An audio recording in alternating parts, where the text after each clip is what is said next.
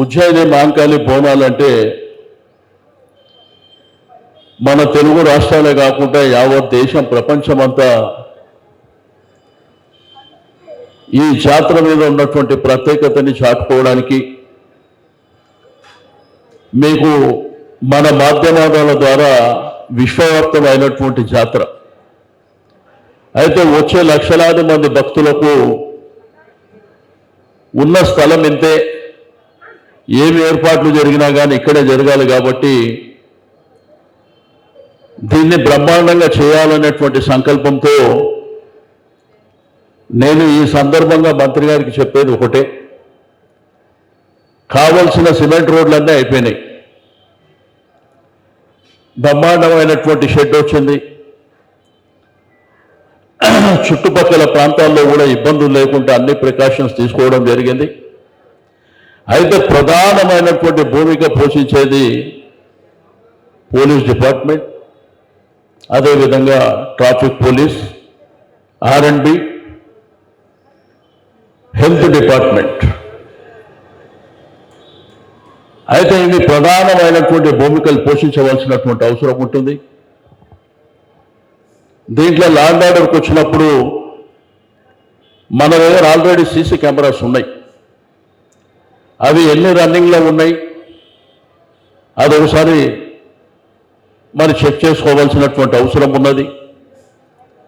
ఎందుకంటే వచ్చేటువంటి భక్తులు లక్షలాదిగా ఈ ప్రాంతానికి మధ్యరాత్రి 3 గంటల నుంచే అక్క చెల్లెళ్ళు బోనాలు తీసుకొని రావడం జరుగుతుంది. ఆ తర్వాత పండుగంతా కొనసాగింపు, తొట్టేల ఊరేగింపులు, పలారాంబండ్ల ఊరేగింపులు, మరి మండే నాడు అంబారి ఊరేగింపు, చాలా భారీ ఎత్తున జరిగేటువంటి కార్యక్రమాలు. అయితే ఇక్కడ నేను జాయింట్ కమిషనర్ గారికి, డీసీపీ గారికి రిక్వెస్ట్ చేసేది, ఇక్కడ పాతగా ఈ మాంకాళి పోలీస్ స్టేషన్ కానీ, రామ్గోపాల్పేట కానీ, మోండా మార్కెట్ కానీ, అదేవిధంగా బేగంపేట, గోపాల్పురం గతంలో పనిచేసినటువంటి సిఐలను కూడా మీరు కోఆర్డినేషన్ చేసుకోండి. ఎందుకంటే వారి యొక్క ఎక్స్పీరియన్స్ను కూడా మనం తీసుకోవాల్సినటువంటి అవసరం ఉంది. ఎట్లాగో ఇక్కడ ఉన్నటువంటి సిఐ గారు, ఏసీపీ గారు ఉంటారు, అడిషనల్గా వాళ్ళను కూడా తీసుకొని ఈ కార్యక్రమం తీసుకోవాల్సినటువంటి అవసరం ఉంది. అయితే ఇక్కడ పాన్ బజార్ కానీ, మరి అదేవిధంగా నల్లగుట్ట ప్రాంతం కానీ, ఇందిరానగర్ ప్రాంతం, ఓల్డ్ బోయిగూడ, కురుమ బస్తీ, ఈ బ్యారికేడింగ్ వేయడం మూలాన ఆ స్థానికంగా బోనాలు తెచ్చే వాళ్లకు కొంత ఇబ్బంది అవుతుంది. కాబట్టి కొంత ప్యాసేజ్ కూడా కొన్ని ప్రాంతాల్లో మీరు ఏర్పాటు చేయవలసిందిగా నేను ఈ సందర్భంగా రిక్వెస్ట్ చేస్తూ ఉన్నాను. అయితే ఇది రాజకీయాలకు అతీతంగా అందరం సమిష్టిగా జరుపుకునేటువంటి జాతర కాబట్టి నేను ఇక్కడ ఉండేటువంటి వాలంటీర్స్ కానివ్వండి, ఆర్య సమాజ్ పెద్దలకు, దక్కన్ మానవ సేవా సమితి పెద్దలకు, మరి వాళ్ళకు కూడా ఎటువంటి ఆటంకాలు, ఇబ్బందులు లేకుండా ఈ దేవాలయంలో మరి ట్రస్టీ వారి యొక్క కుటుంబ సభ్యులు వంశ పారంపర్యంగా మరి ఈ కార్యక్రమాన్ని గౌరంగం కానివ్వండి, మన పోతరాజుల ఊరేగింపు కానివ్వండి, అదేవిధంగా ఇవన్నీ ఉంటాయి. ఉన్నప్పుడు సోమవారం నాడు మరి ఇక్కడ జరిగేటువంటి చాలా కార్యక్రమాలు ఉంటాయి, ఆదివారం సోమవారం జరిగేది. అయితే ఇంకోటి ఏంటంటే ఈ నెల 29వ తేదీన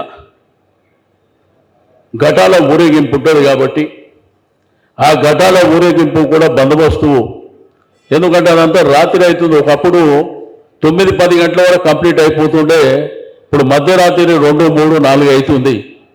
కాబట్టి ఈ ఎన్ రూట్లో ఉన్నటువంటి స్ట్రీట్ లైట్స్ అన్నీ మరి వెంటనే వేయవలసినటువంటి అవసరం ఉంది. రెండోది, ఏదైతే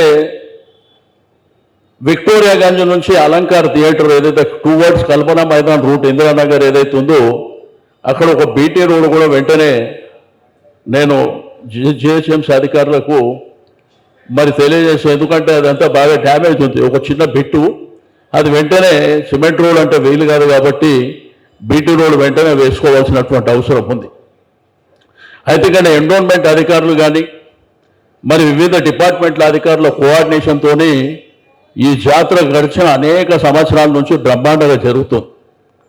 ఎందుకంటే కలార వ్యాధి వచ్చి చనిపోతున్నటువంటి సందర్భంలో ఒక రిటైర్డ్ ఆర్మీ కలకత్తా పోయి ఉజ్జయిని అమ్మవారిని తీసుకొచ్చి ఇక్కడ ప్రతిష్ఠించిన తర్వాత జరిగేటువంటి ఈ జాతరకు చాలా గొప్పతనం ఉంది. తెలంగాణ పల్లెల్లో బోనాల జాతర అనగానే మరి బ్రహ్మాండంగా జరిగేటువంటి జాతర కాబట్టి మరి డెఫినెట్గా దీనికి కావాల్సినటువంటి ఏర్పాట్లను కూడా మనం కోఆర్డినేషన్తో ముందుకు వెళ్ళవలసినటువంటి అవసరం ఉన్నది. రెండోది ఏంటంటే కొత్త కొత్త రూల్స్ తీసుకురావాల్సినటువంటి అవసరం లేదు. ఉన్న రూల్సే దాన్ని పకడ్బందీగా ఎట్లా ఇంప్లిమెంట్ చేయాలి ఆ పద్ధతిలో మనం ముందుకు వెళ్ళవలసినటువంటి అవసరం ఉన్నది. ఎందుకంటే జాతర అనేది కొన్ని వందల సంవత్సరాల నుంచి జరుగుతున్నటువంటి జాతర. దినదినాభివృద్ధి చెంది ఒకప్పుడు ఎడ్ల బండ్ల నుంచి తొట్టెల తీసుకొచ్చి జరిగేటువంటి జాతర ఆ తర్వాత పరిణామాలలో పలారం బండ్లు మరి భారీ ఎత్తున ప్రొసెషన్స్ కూడా ప్రతి ఒక్క బస్తీ నుంచి ప్రతి ఒక్క గల్లీ నుంచి ఇక్కడికి ప్రొసెషన్స్ రావడం జరుగుతుంది. ఆ 2 రోజులు కూడా చాలా బ్రహ్మాండంగా జరిగేటువంటిది. అదేవిధంగా నేను ట్రాఫిక్ డీసీపీ గారికి ట్రాఫిక్ జాయింట్ కమిషనర్ గారు రిక్వెస్ట్ చేసేది 11th నాడు ఏదైతే 13, 14 జాతర ఉన్నదో 11వ తారీఖు నాడు ఇక్కడ అమ్మవారికి బియ్యం పోస్తారు, అంటే ఫ్రైడే నాడు. ఆ రోజు కూడా విపరీతమైనటువంటి రద్దీ ఉంటుంది. ఈ చుట్టుపక్కల సరౌండింగ్ ప్రాంతాల వాళ్ళంతా ఆ ఫ్రైడే నాడే బియ్యం పోస్తారు. ఎందుకంటే ఆదివారం సోమవారం మాకు వీలు కాదు కాబట్టి జనం బాగా ఉంటుంది కాబట్టి ఇక్కడ స్థానికంగా ఉన్నవాళ్ళు కానీ అమ్మవారిని నమ్ముకున్న వాళ్ళు కానీ కాబట్టి మీరేదైతే అనుకున్నారో ఈ రోజా బజార్ నుంచి ఇక్కడ ప్యాట్నీ వరకు ఆ రోడ్డు బంద్ చేయండి. దానివల్ల ఇబ్బంది లేకుండా ఉంటుంది. ఆ ఫ్రైడే రోజు కూడా ఎటువంటి ఆటంకాలు ఇబ్బందులు లేకుండా ఉంటాయని చెప్పి నేను ఈ సందర్భంగా తెలియజేస్తా ఉన్నాను.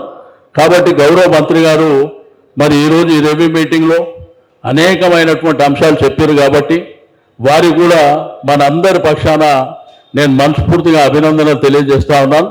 తప్పకుండా ఇది ప్రజల కార్యక్రమం. అమ్మవారిని నమ్ముకున్నటువంటి లక్షలాది మంది భక్తుల కార్యక్రమం కాబట్టి మనందరం సమన్వయం చేసుకొని నేను ఇక్కడ ఉన్నటువంటి స్థానికంగా ఉన్న పెద్దలకు కానీ మరి అదేవిధంగా దక్కన్ మానవ సేవా సమితి ఆర్య సమాజ్ పెద్దలకు కానీ రాజకీయ పక్షాలకు కూడా రిక్వెస్ట్ చేస్తున్నా, అధికారుల సహకారం తీసుకొని కోఆర్డినేషన్తో ముందుకు వెళ్దాం. ఇది మన ప్రాంతంలో జరిగేటువంటి జాతర. ఆ రోజు మనమే 10 మంది 20 మందిని తీసుకొని పోతే అనవసరంగా పోలీస్ అధికారులతో ఇబ్బంది అవుతుంది, క్యూ లైన్ల వాళ్ళతో ఇబ్బంది అవుతుంది. అట్లా కాకుండా మనందరం కోఆర్డినేషన్ చేసుకొని ఎవరైతే వాలంటీర్స్ ఉన్నారో వాళ్ళకు వాలంటరీ ప్లాస్లు ఇస్తారు. కాబట్టి ఇవన్నీ చేసుకొని మనమందరం కలిసిమెలిసిగా ఈ యొక్క జాతరని గొప్పగా నిర్వహించడానికి అందరి సహకారం కావాల్సినటువంటి అవసరం ఉన్నదని చెప్పి నేను ఈ సందర్భంగా తెలియజేస్తూ మరోసారి మీ అందరికీ మనస్ఫూర్తిగా అభినందనలు. మంత్రి గారికి కూడా నేను అభినందనలు తెలియజేస్తూ సెలవు.